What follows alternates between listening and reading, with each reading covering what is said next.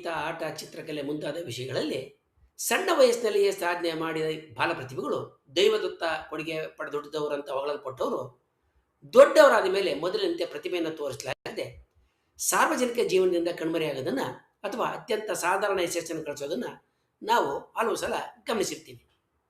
ಸಿನಿಮಾದಲ್ಲಿ ಬಾಲನಟ ನಟಿಯಾಗಿ ಮಿಂಚಿದವರು ದೊಡ್ಡವರಾದ ಮೇಲೆ ತೆರೆಮರೆಗೆ ಸರಿದಂಥ ಹಲವು ನಿದರ್ಶನಗಳನ್ನ ನಾವು ಕಂಡಿದ್ದೇವೆ.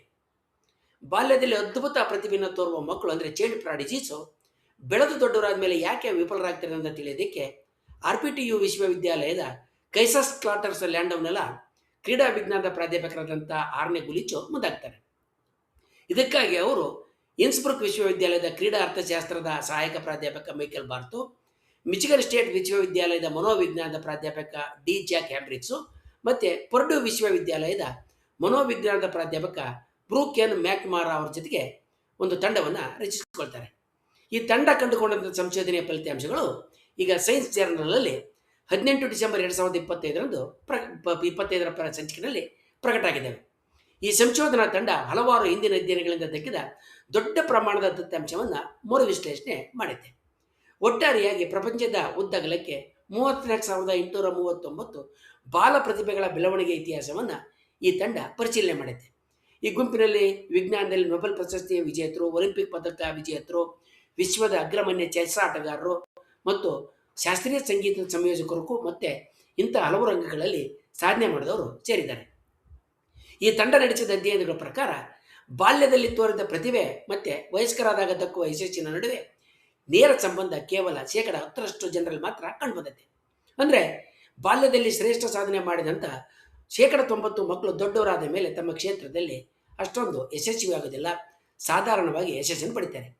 ಈ ಅಧ್ಯಯನದ ಪ್ರಕಾರ ಚಿಕ್ಕ ವಯಸ್ಸಿನಲ್ಲಿ ಅತ್ಯುತ್ತಮ ಪ್ರದರ್ಶನ ನೀಡುವ ಮಕ್ಕಳು ಸಾಮಾನ್ಯವಾಗಿ ನಂತರದ ಜೀವನದಲ್ಲಿ ಅತ್ಯುನ್ನತ ಮಟ್ಟ ತಲುಪುವಂಥ ವ್ಯಕ್ತಿಗಳಲ್ಲ. ಎರಡನೇದಾಗಿ, ಅಂತಿಮವಾಗಿ ಬೆಳೆದು ದೊಡ್ಡವರಾದ ಮೇಲೆ ಸ್ಥಾನಮಾನವನ್ನು ಪಡೆದಂಥವರು, ಸಾಧನೆ ಮಾಡಿದಂಥವರು ಸಾಮಾನ್ಯವಾಗಿ ಆರಂಭಿಕ ಹಂತದಲ್ಲಿ ಸ್ಥಿರ ಮತ್ತು ಕ್ರಮೇಣ ಸುಧಾರಣೆಯನ್ನು ತೋರಿಸ್ತಾ ಬಂದಿರ್ತಾರೆ. ಇಂಥವರು ಬಾಲ್ಯದಲ್ಲಿ ಬಾಲ ಪ್ರತಿಭೆಗಳ ಗುಂಪಿನಲ್ಲಿ ಸೇರಿರೋದಿಲ್ಲ. ಮೂರನೇದಾಗಿ, ದೊಡ್ಡವರಾದ ಮೇಲೆ ಪ್ರತಿಭೆ ತೋರಿಸಿದವರು, ಸಾಧನೆ ಮಾಡಿದಂಥವರು ಸಾಮಾನ್ಯವಾಗಿ ಜೀವನದ ಆರಂಭದಲ್ಲಿ ಒಂದೇ ದಿಕ್ಕಿನಡಿ ಒಂದೇ ವಿಭಾಗದಲ್ಲಿ ಗಮನ ಹರಿಸಿರೋದಿಲ್ಲ. ಬದಲಾಗಿ ಅವರು ವಿಭಿನ್ನ ವಿಷಯಗಳನ್ನು ಕುರಿತಾಗಿ, ವಿಭಿನ್ನ ವಿಚಾರಗಳನ್ನು ಕುರಿತಾಗಿ, ವೃತ್ತಿಗಳನ್ನು ಕುರಿತಾಗಿ, ಅಧ್ಯಯನಗಳ ಕುರಿತಾಗಿ ಆಸಕ್ತಿಯನ್ನು ಹೊಂದಿರ್ತಾರೆ. ಹಾಗೆಯೇ ಅವರು ಹಲವು ಪ್ರಕಾರಗಳಲ್ಲಿ ತಮ್ಮ ಗಮನವನ್ನು ಹರಿಸಿರ್ತಾರೆ ಮತ್ತು ವಿವಿಧ ಚಟುವಟಿಕೆಗಳನ್ನ ಮೆಚ್ಚುತ್ತಾ ಇರ್ತಾರೆ. ಆಡಮ್ ಗ್ರಾಂಟ್ ಅನ್ನುವ ಲೇಖಕರು ತಮ್ಮ ಒರಿಜಿನಲ್ಸ್ ಅನ್ನುವ ಒಂದು ಪುಸ್ತಕದಲ್ಲಿ ಇದಕ್ಕಾಗಿ ಹಲವು ಉದಾಹರಣೆಗಳನ್ನು ಕೊಟ್ಟಿದ್ದಾರೆ. ಅನೇಕ ಮಕ್ಕಳು 5ನೇ ವಯಸ್ಸಿನಲ್ಲೇ ಮೊಜಾರ್ಟ್ ಬರೆದಂಥ ಸಂಗೀತವನ್ನು ಅದ್ಭುತವಾಗಿ ನುಡಿಸ್ತಾರೆ. ಆದರೆ ಅವರು ಕೇವಲ ನಕಲು ಅಂದರೆ ರೀಪ್ರೊಡ್ಯೂಸ್ ಮಾಡೋದ್ರಲ್ಲಿ ಮಾತ್ರ ನಿಪುಣರಾಗಿರ್ತಾರೆ. ಅವರು ಬೆಳೆದು ದೊಡ್ಡವರಾದಾಗ ಸ್ವಂತವಾಗಿ ಒಂದು ಹೊಸ ರಾಗವನ್ನು ಸೃಷ್ಟಿ ಮಾಡೋದಕ್ಕೆ ಭಾಳ ಕಷ್ಟಪಡ್ತಾರೆ. ಬಾಲ್ಯದಲ್ಲಿ ತರಬೇತಿ ಪಡೆದ ಅನೇಕರು ಕೇವಲ ತಾಂತ್ರಿಕವಾಗಿ ಪರಿಪೂರ್ಣರಾಗಿರ್ತಾರೆ. ಆದರೆ ಆಟದ ಮಧ್ಯದಲ್ಲಿ, ಒಂದು ಚಟುವಟಿಕೆಯ ಮಧ್ಯದಲ್ಲಿ ಬರುವ ಅನಿರೀಕ್ಷಿತ ಒತ್ತಡಗಳನ್ನು ನಿಭಾಯಿಸೋದ್ರಲ್ಲಿ ಅವರು ಸಾಮಾನ್ಯ ಮಕ್ಕಳಿಗಿಂತಲೂ ಬೇಗ ಸೋಲ್ತಾರೆ. ಬಾಲ ಪ್ರತಿಭೆಗಳು ಬೆಳೆದು ದೊಡ್ಡವರಾದ ನಂತರ ಅವರ ಪ್ರತಿಭೆ ಮೊದಲಿನಂತೆ ಕಾಣಿಸದಿರೋದಕ್ಕೆ ಹಲವು ಕಾರಣಗಳನ್ನು ಈ ತಂಡ ಗುರುತಿಸಿದೆ. ಇದರಲ್ಲಿ ಸೃಜನಶೀಲತೆಯ ಕೊರತೆ ಅಂದರೆ ಲ್ಯಾಕ್ ಆಫ್ ಒರಿಜಿನಾಲಿಟಿ ಮೊದಲನೆಯದು. ಬಾಲ ಪ್ರತಿಭೆಗಳು ಸ್ಥಾಪಿತವಾಗಿರುವಂಥ ಸಂಗತಿ ಮತ್ತು ನಿಯಮಗಳನ್ನ ಕಲಿಯೋದರಲ್ಲಿ ಮತ್ತು ಅವುಗಳನ್ನು ವೇಗವಾಗಿ ಅನುಸರಿಸೋದ್ರಲ್ಲಿ ಭಾಳ ನಿಪುಣರಾಗಿರ್ತಾರೆ. ಉದಾಹರಣೆಗೆ ಸಂಗೀತ, ಗಣಿತ ಮುಂತಾದವು. ಆದರೆ ಅವರಿಗೆ ಹೊಸದನ್ನು ಸೃಷ್ಟಿ ಮಾಡ್ತಕ್ಕಂಥ ಅಥವಾ ಹಳೆಯದನ್ನು ಬದಲಾಯಿಸುವಂಥ ಸೃಜನಶೀಲತೆ, ಒರಿಜಿನಾಲಿಟಿ, ಕ್ರಿಯೇಟಿವಿಟಿ ಬೆಳೆದಿರೋದಿಲ್ಲ. ಅವರು ಕೇವಲ ಅತ್ಯುತ್ತಮ ಅನುಯಾಯಿಗಳಾಗ್ತಾರೆ ಹೊರತಾಗಿ ಕ್ರಾಂತಿಕಾರ ಮತ್ತು ಹೊಸದನ್ನು ಸೃಷ್ಟಿ ಮಾಡುವಂಥ ಚಿಂತಕರು ಮತ್ತು ಕ್ರಿಯಾಶೀಲರಾಗಿರೋದಿಲ್ಲ. ಎರಡನೇದಾಗಿ, ಬಾಲ ಪ್ರತಿಭೆಗಳಲ್ಲಿ ವಿಫಲತೆಯ ಭಯ ತುಂಬಿರುತ್ತೆ, ಅಂದರೆ ಫಿಯರ್ ಆಫ್ ಫೇಲ್ಯೂರ್. ಬಾಲ ಪ್ರತಿಭೆಗಳು ಸದಾ ಹೊಗಳಿಕೆ ಮತ್ತು ಜೀನಿಯಸ್ ಅನ್ನುವ ಪಟ್ಟಕ್ಕೆ ಒಗ್ಗಿಕೊಂಡಿರ್ತಾರೆ. ಇದರಿಂದಾಗಿ ಸೋಲು ಅಥವಾ ತಪ್ಪು ಮಾಡುವ ಭಯ ಅವರಲ್ಲಿ ತುಂಬ ಹೆಚ್ಚಿರುತ್ತೆ. ಜೀವನದ ಸವಾಲುಗಳನ್ನ ಎದುರಿಸುವಾಗಾದರೆ ಕುತ್ತುಗಳನ್ನ ಅಂದರೆ ರಿಸ್ಕ್ಗಳನ್ನ ತೆಗೆದುಕೊಳ್ಳೋದಕ್ಕೆ ಅವರು ಹಿಂಜರಿತಾರೆ. ಇದು ಅವರ ಬೆಳವಣಿಗೆಯನ್ನು ಕುಂಠಿತಗೊಳಿಸುತ್ತದೆ. ಮೂರನೇದಾಗಿ, ಬಾಲ ಪ್ರತಿಭೆಗಳಿಗೆ ಶ್ರಮಕ್ಕಿಂತ ಬುದ್ಧಿವಂತಿಕೆಗೆ ಆದ್ಯತೆ ನೀಡುವಂತೆ ಪ್ರತಿಬಿಂಬಿಸಲಾಗಿರ್ತದೆ. ನೀನು ಹುಟ್ಟದಲ್ಲೇ ಬುದ್ಧಿವಂತ, ಭಾಳ ಪ್ರತಿಭಾವಂತ ಅನ್ನುವ ಮಾತುಗಳನ್ನು ಕೇಳಿ ಆ ಮಾತುಗಳ ನಡುವೆನೇ ಬೆಳೀತಕ್ಕಂಥ ಮಕ್ಕಳು ಯಶಸ್ಸಿಗೆ ಕಠಿಣ ಶ್ರಮಕ್ಕಿಂತ ಹುಟ್ಟು ಪ್ರತಿಭೆಯೇ ಮುಖ್ಯ ಅಂತ ನಂಬ್ತಾರೆ. ಆದರೆ ಜಗತ್ತು ಬದಲಾದಂತೆ ಕಠಿಣ ಪರಿಶ್ರಮ ಇಲ್ಲದೆ ಪ್ರತಿಭೆ ಮಂಕಾಗುತ್ತೆ. ಪರಿಶ್ರಮ ಪಡೋದ ಕಾರಣ ಅವರು ಇತರರಿಗಿಂತ ಹಿಂದೆ ಬೀಳ್ತಾರೆ.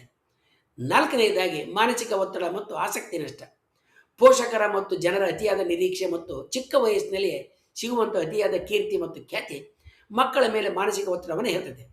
ಇದರಿಂದ ಹದಿಹರಿಯಕ್ಕೆ ಬರುವಷ್ಟರಲ್ಲಿ ಅವರು ತಮ್ಮ ಕೆಲಸದ ಬಗ್ಗೆ ಆಸಕ್ತಿ ಕಲ್ತ್ಕೊಳ್ತಾರೆ. ಇದನ್ನು ಇಂಗ್ಲೀಷ್ನಲ್ಲಿ ಬರ್ನ್ಔಟ್ ಅಂತ ಕರೀತಾರೆ. 5ನೆಯ ಕಾರಣ ಸಾಮಾಜಿಕ ಕೌಶಲ್ಯಗಳ ಕೊರತೆ, ಅಂದರೆ ಸೋಷಿಯಲ್ ಸ್ಕಿಲ್ಸು ಕೊರತೆ. ಅನೇಕ ಪ್ರತಿಭೆಗಳು ತಮ್ಮ ಕ್ಷೇತ್ರದಲ್ಲಿ ಅತಿಯಾಗಿ ತೊಡಗಿಕೊಳ್ಳೋದ್ರಿಂದ ಗೆಳೆಯರೊಂದಿಗೆ ಬೆರೀತಕ್ಕಂಥದ್ದು, ಸಾಮಾಜಿಕವಾಗಿ ಬೆರೀತಕ್ಕಂಥದ್ದು ಮತ್ತು ಸಾಮಾಜಿಕವಾಗಿ ವ್ಯವಹರಿಸುವ ಕೌಶಲ್ಯಗಳನ್ನ ಕಲಿಯೋದಿಲ್ಲ. ವಯಸ್ಕರ ಜಗತ್ತಿನಲ್ಲಿ ಯಶಸ್ಸಿಗೆ, ಅಂದರೆ ಐಕ್ಯೂಗೆ, ಬುದ್ಧಿವಂತಿಕೆಗೆ ಇದ್ದರಷ್ಟೇ ಸಾಲದು. ಇಕ್ಯೂ ಅಂದರೆ ಭಾವನಾತ್ಮಕ ಬುದ್ಧಿವಂತಿಕೆ ಮತ್ತು ಸನ್ನಿವೇಶಗಳನ್ನ ಎದುರಿಸ್ತಕ್ಕಂಥ ಚಾಕಚಕ್ಯತೆ ಕೂಡ ಬಹಳ ಮುಖ್ಯ ಆಗಿರ್ತದೆ. ಬಾಲ್ಯದಲ್ಲಿ ಎದುರಿಸ್ತಕ್ಕಂಥ ಪರೀಕ್ಷೆಗಳು ಮತ್ತು ಫಲಿತಾಂಶಗಳು ನಿಶ್ಚಿತವಾಗಿರ್ತವೆ. ಆದರೆ ವೃತ್ತಿ ಜೀವನದಲ್ಲಿ ಮತ್ತು ಸಾಧನೆಯಲ್ಲಿ ಎದುರತಕ್ಕಂಥ ಸನ್ನಿವೇಶಗಳು ಮತ್ತು ಸಂದರ್ಭಗಳು ಅವುಗಳು ಅನಿರೀಕ್ಷಿತ ತಿರುವುಗಳನ್ನ ಒಳಗೊಂಡಿರ್ತವೆ. ಬಾಲ್ಯದಲ್ಲಿ ಬಾಲ ಪ್ರತಿಭೆಗಳು ಈ ಅನಿಶ್ಚಿತತೆಯನ್ನು ಎದುರಿಸೋದಕ್ಕೆ ಮಾನಸಿಕವಾಗಿ ಸಿದ್ಧರಾಗಿರೋದಿಲ್ಲ. ಬಾಲ ಪ್ರತಿಭೆಗಳು ದೊಡ್ಡವರಾದ ಮೇಲೂ ತಮ್ಮ ಹೊಳಪನ್ನು ಉಳಿಸ್ಕೊಳ್ಳೋದಕ್ಕೆ ಈ ತಂಡ ಮಾಡಿರ್ತಕ್ಕಂಥ ಸಂಶೋಧನೆ ಹಲವು ಸಲಹೆಗಳನ್ನ ನೀಡಿದೆ. ಅದರಲ್ಲಿ ವೈವಿಧ್ಯತೆಯ ಅಗತ್ಯವನ್ನು ಅದು ಎತ್ತು ತೋರಿಸುತ್ತೆ. ಮಕ್ಕಳನ್ನ ಕೇವಲ ಒಂದು ಕ್ಷೇತ್ರಕ್ಕೆ ಸೀಮಿತಗೊಳಿಸದೆ ವಿವಿಧ ವಿಷಯಗಳನ್ನು ಕಲಿಯೋದಕ್ಕೆ ಪ್ರೋತ್ಸಾಹ ನೀಡಬೇಕು. ನೀನು ತುಂಬ ಜಾಣ, ಪ್ರತಿಭಾವಂತ ಅನ್ನೋದ್ರ ಬದಲು ನೀನು ಈ ಕೆಲಸಕ್ಕೆ ತುಂಬ ಶ್ರಮ ಪಟ್ಟಿದೀಯಾ, ಬೇಗ ಕಲ್ತಿದೀಯ ಅಂತ ಅವರ ಪ್ರಯತ್ನವನ್ನು ಹೊಗಡಬೇಕು. ಸೋಲು ಮತ್ತು ತಪ್ಪು ಮಾಡೋದ್ರ ಕಲಿಕೆಯ ಒಂದು ಭಾಗ ಅಂತ ಅವರಿಗೆ ಮನವರಿಕೆ ಮಾಡಿಕೊಡ್ಬೇಕು. ಅವರಿಗೆ ಸುಲಭವಾಗಿ ಗೆಲ್ಲುವ ಅವಕಾಶವನ್ನು ನೀಡದೆ ಅವರ ಸಾಮರ್ಥ್ಯಕ್ಕಿಂತ ಸ್ವಲ್ಪ ಹೆಚ್ಚಿನ ಮಟ್ಟದ ಸವಾಲುಗಳನ್ನು ನೀಡಿ ಸೋತಾಗ ಸೋಲು ಕಲಿಕೆಯ ಒಂದು ಭಾಗ ಅಂತ ಮನವರಿಕೆ ಮಾಡಿಕೊಡ್ಬೇಕು. ಮಗು ಗಣಿತದಲ್ಲಿ ಮುಂದಿದ್ದರೆ ಅವರಿಗೆ ಸಂಗೀತ ಅಥವಾ ಚಿತ್ರಕಲೆಯನ್ನು ಕಲಿಯೋದಕ್ಕೆ ಕೇಳಿ ಅವರ ಇತರ ಕೌಶಲ್ಯವನ್ನು ಪರೀಕ್ಷೆ ಮಾಡಬೇಕು.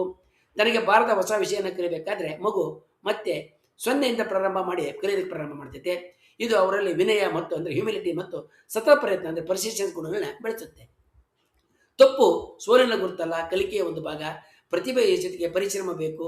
ನನಗಿಂತಲೂ ಜಾಣರಿರ್ತಾರೆ ಅಂತ ಮನವರಿಕೆ ಮಾಡಬೇಕು ಅನ್ನೋ ಸಲಹೆಗಳನ್ನ ಈ ತಂಡ ನೀಡಿದೆ. ಬಾಲ ಪ್ರತಿಭೆಗಳನ್ನು ನಾವು ಸಾಮಾನ್ಯವಾಗಿ ಹಾಡಿ ಹೊಗಳ್ತೀವಿ. ಆದರೆ ಬಾಲ ಪ್ರತಿಭೆಗಳು ವಯಸ್ಕರಾದಾಗ ಅವರು ಮುಂಚಿನ ಸಾಮರ್ಥ್ಯವನ್ನು ತೋರಿಸ್ತಾ ಇದ್ದಾಗ ಅವರನ್ನು ಕಡೆಗಣಿಸ್ತೇವೆ. ಈ ವೈಜ್ಞಾನಿಕ ಸಂಶೋಧನೆಯ ವರದಿ ಬಾಲ ಪ್ರತಿಭೆಗಳು ಬೆಳೆದಾಗಲೂ ಕೂಡ ಹೇಗೆ ತಮ್ಮ ಪ್ರತಿಭೆಯನ್ನು ಮುಂದುವರಿಸ್ಬೋದು, ಉಳಿಸ್ಕೊಳ್ಬೋದು ಅಂತ ತೋರಿಸ್ಕೊಟ್ಟಿದೆ.